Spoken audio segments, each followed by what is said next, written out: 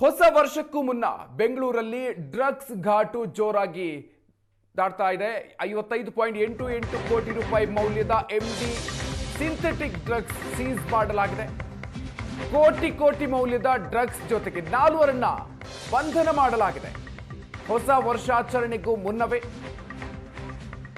ಬೆಂಗಳೂರಿನಲ್ಲಿ ಡ್ರಗ್ಸ್ ಘಾಟು ಈಗ ಜೋರಾಗಿರೋದು.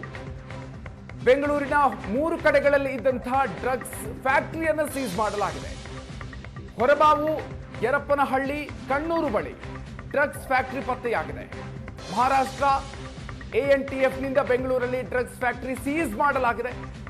RJ event ಹೆಸರಲ್ಲಿ ಡ್ರಗ್ಸ್ ಫ್ಯಾಕ್ಟರಿಯನ್ನು ನಡೆಸ್ತಾ ಇರೋದು ಪತ್ತೆಯಾಗಿದೆ. ಮಹಾರಾಷ್ಟ್ರದ ANTF ಕೊಂಕಣ ವಿಭಾಗದಿಂದ ಕಾರ್ಯಾಚರಣೆ ನಡೆಸಲಾಯಿತು.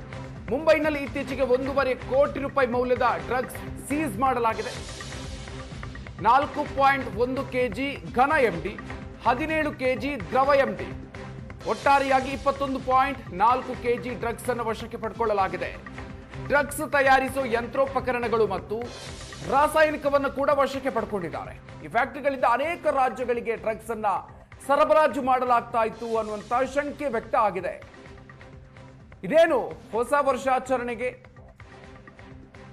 2 ದಿನಗಳು ಬಾಕಿ ಇರುವಂತಹ ಸಂದರ್ಭದಲ್ಲಿ ದೊಡ್ಡ ಪ್ರಮಾಣದಲ್ಲಿ ಈಗ ಡ್ರಗ್ಸ್ ಫ್ಯಾಕ್ಟರಿಯನ್ನ, ಅಂದ್ರೆ ಡ್ರಗ್ಸ್ ತಯಾರಿಸ್ತಾ ಇದ್ದಂತಹ ಘಟಕವನ್ನು ಈಗ ಸೀಸ್ ಮಾಡಿರೋದು.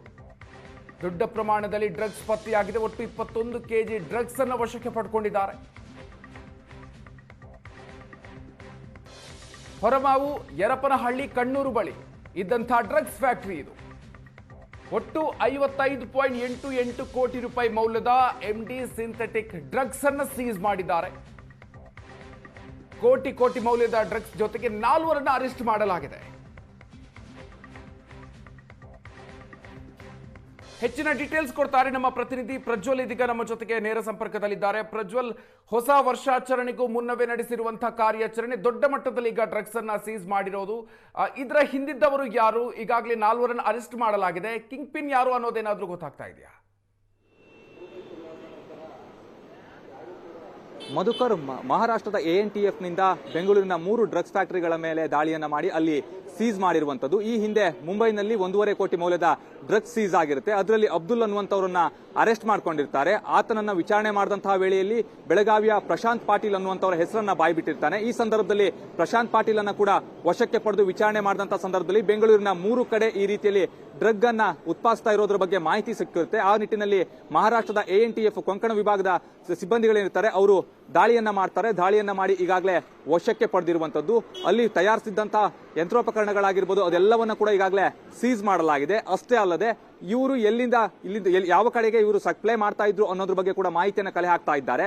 ಅದೇ ರೀತಿಯಲ್ಲಿ ಬೆಂಗಳೂರಿನಲ್ಲಿ ಒಟ್ಟು 2 ಅರೆಸ್ಟ್ ಮಾಡಿರುವಂತಹ ಒಂದು ಮಾಹಿತಿ ಇದೆ. ಅದರಲ್ಲಿ ರಾಜಸ್ಥಾನ ಮೂಲದ ಸೂರಜ್ ರಮೇಶ್ ಅಂತ ಹೇಳಿ, ಅದೇ ರೀತಿಯಲ್ಲಿ ರಾಮ್ಲಾಲ್ ಬಿಷ್ಣೋಯಿ ಅಂತ ಹೇಳಿ 2 ಈಗಾಗಲೇ ವಶಕ್ಕೆ ಪಡೆದಿದ್ದಾರೆ. ಅವ್ರನ್ನ ಟ್ರಾನ್ಸಿಟಿವ್ ವಾರೆಂಟ್ ನ ಮೇಲೆ ಮಹಾರಾಷ್ಟ್ರಕ್ಕೆ ಕರೆದುಕೊಂಡು ಹೋಗ್ತಾರೆ. ಅಲ್ಲಿ ವಿಚಾರಣೆಯನ್ನ ಮಾಡ್ತಾರೆ. ಅನಂತರದಲ್ಲಿ ಮತ್ತೆ ಬೆಂಗಳೂರಿಗೆ ಕರೆದುಕೊಂಡು ಬಂದು ಇಲ್ಲಿನ ಎಲ್ಲಾ ಒಂದು ಸ್ಥಳ ಮಹಾಜರನ್ನ ಕೂಡ ನಡೆಸುವಂತಹ ಒಂದು ಸಾಧ್ಯತೆ ಇದೆ. ಯಾಕೆ ಅಂತ ಹೇಳಿದ್ರೆ ಈ ರೀತಿಯ ಪ್ರಕರಣಗಳು ಆದಂತಹ ಸಂದರ್ಭದಲ್ಲಿ ಸಾಕಷ್ಟು ಎನ್ಕ್ವೈರಿಯನ್ನ ಮಾಡಬೇಕಾಗುತ್ತೆ. ಹಾಗೆ ಯಾರು ಇದರ ಕಿಂಗ್ ಪಿನ್ ಅನ್ನೋದ್ರ ಬಗ್ಗೆ ಆಗಿರ್ಬೋದು, ಹಾಗೆ ಎಲ್ಲಿಂದ ಎಲ್ಲೆಲ್ಲಿಗೆ ಸಪ್ಲೈ ಆಗ್ತಾ ಇತ್ತು, ಯಾವ ರೀತಿಯಲ್ಲಿ ಇವರು ತಯಾರಿಸ್ತಾ ಇದ್ರು ಅನ್ನೋದ್ರ ಬಗ್ಗೆ ಕೂಡ ಮಾಹಿತಿಯನ್ನು ಕಲೆ ಹಾಕುವಂತಹ ಒಂದು ಕೆಲಸವನ್ನ ಮಹಾರಾಷ್ಟ್ರದ ANTF ಈಗಾಗಲೇ ಮಾಡ್ತಾ ಇರುವಂತದ್ದು. ಅದರಲ್ಲೂ ಕೂಡ ಪ್ರಮುಖವಾಗಿ ಒಂದು ವಿಚಾರವನ್ನ ಗಮನಿಸಲೇಬೇಕು.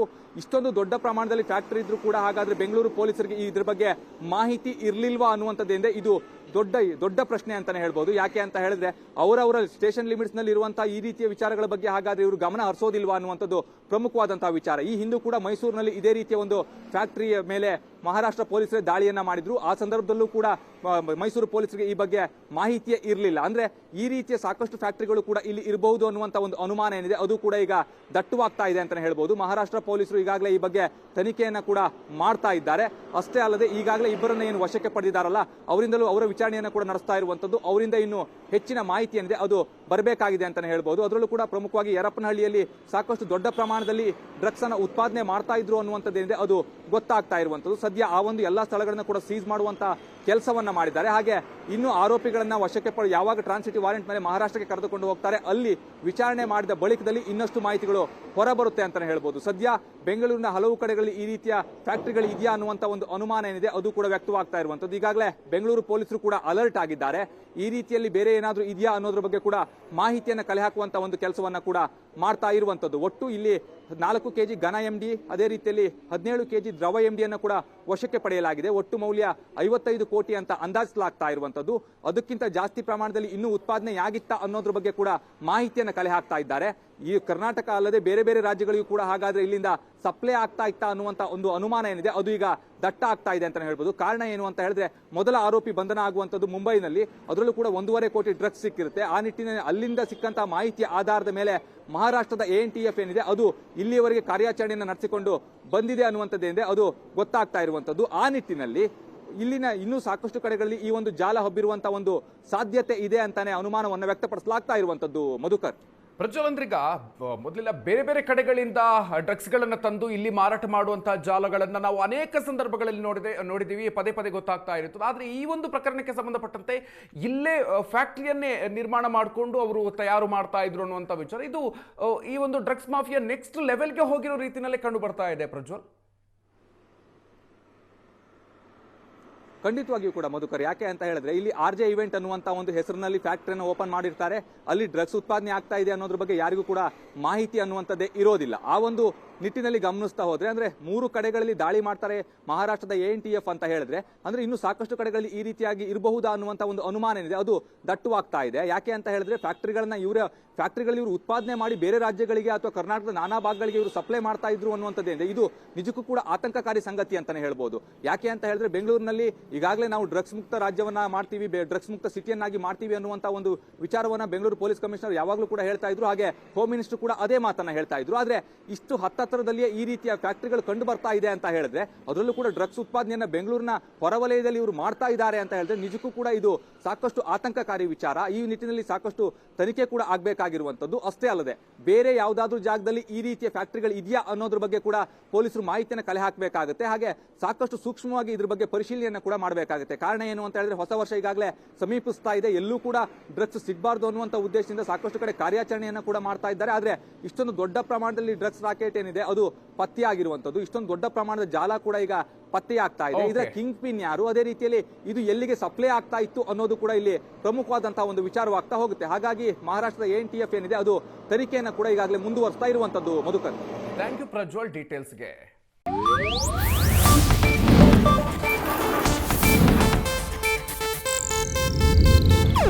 ಇದು ಏಷ್ಯಾನೆಟ್ ನ್ಯೂಸ್ ನೆಟ್ವರ್ಕ್ ಪ್ರಸ್ತುತಿ.